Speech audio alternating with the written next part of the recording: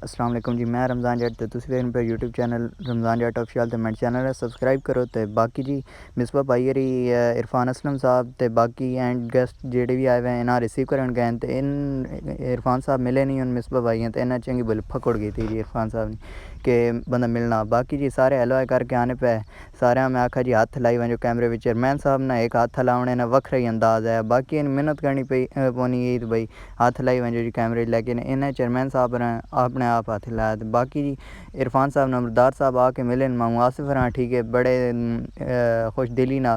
तो बाकी शेफ साहब भी सारे बंदे झोंके पे मिलने अच्छी गल है जी मेहमान इज्जत देनी चाहिए। तो इरफान साहब मामू होरां गिफ्ट दिता जी मिठाई वगैरह कोई आंदी भी है ते बाकी अज़हर साहब भी पिछों आए मामू अज़हर हरी पिछों चेयरमैन साहब आ गए शानी हरी बिच जी बड़े पै जी इन हालांकि अड्डी तरफ है ठीक है इन मेज़बान होन तो इन मेहमान च बड़े पैन। तो बाकी जी अवैस साहब चेयरमैन साहब इन्हें दिता मामू होरां गिफ्ट। तो पिछों शाकिर भाई हरी भी आ गए इन्हें भी गिफ्ट दे दिता ठीक है। तो उस तो बाद जी मैडे संगी मुदस्सिर नी वारी आ गई जी मुदस्सिर हरी मैडा हूँ छड़े ही ठीक है बगैर कै चीज़ा ने आए तो बस खायन पीसन तो मुड़ वैसन जी चेयरमैन साहब आखा भी अज रो तुसा चीज़ा दसा लेकिन इन वध जी उन्हें मिठाई ने डब्बे नेड़े नेड़े पिछ मामू होर आ गए जी अपने विलाग नाल चाह गए। तो मामू होर नाल गिदा उन्हें हाथ ला दिता चेयरमैन साहब ने विलाग गिदा जी मैं आख जी हाथ ला छोड़ो इन्हें आखा विलाग बन गया मैं आख जी बन गया तुड तुसा छोड़ ना सकने ठीक है। बाकी बाकियां बेशक छोड़ दसा लेकिन तुसा ना छोड़ सकने। फिर जी मैं आ गया तो गड्डी ने कोल ठीक है मामू होर गिदी गड्डी ठीक है। तो इन सारे लोग इस मुबारकबाद अड्डे डेरे ते मामू अड्डे डेरे ते कट्ठे ठीक है ना सारे मैं इधर गिना मैं चाह पानी मामे ने डेरे ते करसा। तो फिर जी मैं आ गया मैं तुसा गड्डी चेक करा। तो गड्डी में इंटीरियर खोला गड्डी ने माशाल्लाह जी माशाल्लाह गड्डी 97 मॉडल है ठीक है। तो 2007 नी इंपोर्ट है। तो माशाल्लाह अच्छी कंडीशन में गड्डी है।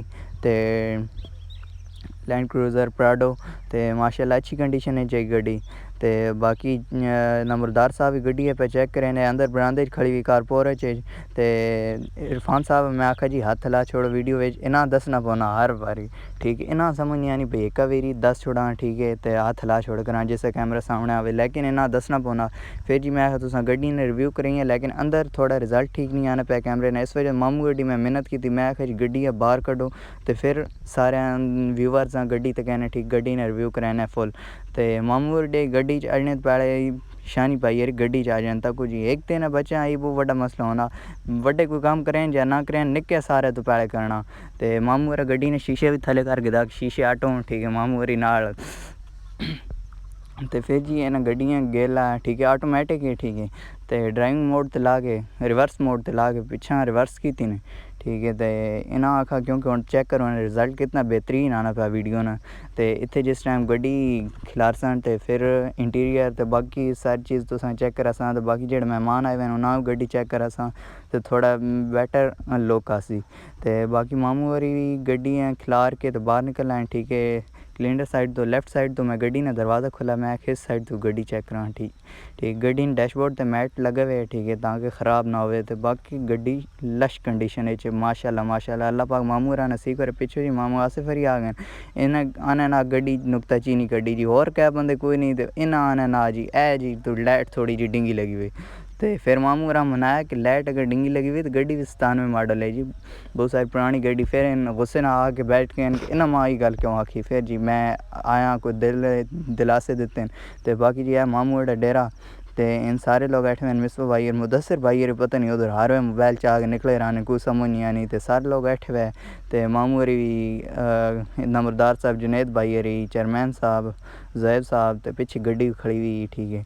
तो नाल जी मिठाई भी इन्होंने मोए के ठीक सजा के रख दी। तो नाल बोतलें आ गई ठीक है मेहमाना इन दसा।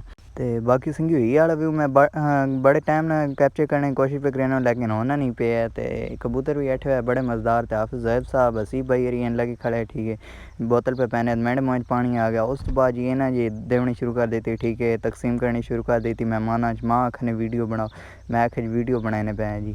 तो नंबरदार साहब इस तरह खाने पे जिस तरह पहली बार मिठाई के दिन है ठीक है। बाकी मामू अड्डे गई मिठाई गिना है तो मादर नंबरदार साहब तो बाकी शाकिर भाई राम मिठाई देती इन तैसी खाने राने क्योंकि इस दान शान चैन राने मिठाइयाँ बड़ी आनी अडगार अल्लाह पाक ना शुक्र है शाकिर भाई अडगार। तो बाकी माँ मैजर राम मिठाई दी भाई तुसी मुँह मिठा करो जी शुगर तो है खानदान लेकिन शुगर तुसा कुछ नहीं आखनी। तो फिर जी सारा मिठाई देने के बाद मेरी बारी आ गई। ठीक है, मैं भला सोने जाए दाना चाह तो मैं खादा जी, बड़ी मज़ेदार मिठाई है। तो मामू और सिग्नल नहीं प्रॉब्लम बनी पी पेश तुस तक उसी मोबाइल चा खड़े हुए मिठाई बड़ी मज़ेदार है। अगर तुसी खाना तो आवो ठीक है, मिठाई बहुत ज़ोर पे संगियो, टेंशन नहीं घेनी, किसी चीज़ की टेंशन नहीं है इस डेरे ते बाकी वीडियो है मिठाई जो लाइक कर छोड़ो तो कमेंट भी किते करो यार, तुसी कोई नहीं नो करने।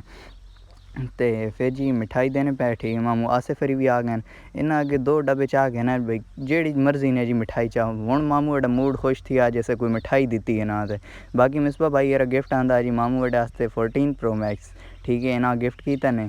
तो ए चेक करो जी, लश कंडीशन है बिल्कुल ज़ीरो, तो चूचा पीस है माशाल्लाह। तो शानी भाई इस तरफ तक बंदा खिना पहली बार तक ने तक होना जी जागते नहीं। तो बाकी जी मामू रा माँ मोबाइल लेनी आखी, तो बाकी मैं बोतल कीती, बोतल कोई मज़ा नहीं दिता बहरहाल आई ठीक। तो माशाल्लाह, तो अगर तुसें पीना तो आ वंजो, मैं तो पीना पैना ठीक है। तो फिर शानी भाई यारी 14 Pro Max चाह की जी शुरू हो गए तस्वीरें बनाने मेरी नकल करने लग पैं। ठीक है, फिर मैं तक जी मैं कोई हाल नहीं। तो इस व्लॉग ने इत्थे एंड करना इंशाल्लाह, फिर मिलता है एक नवे व्लॉग चला।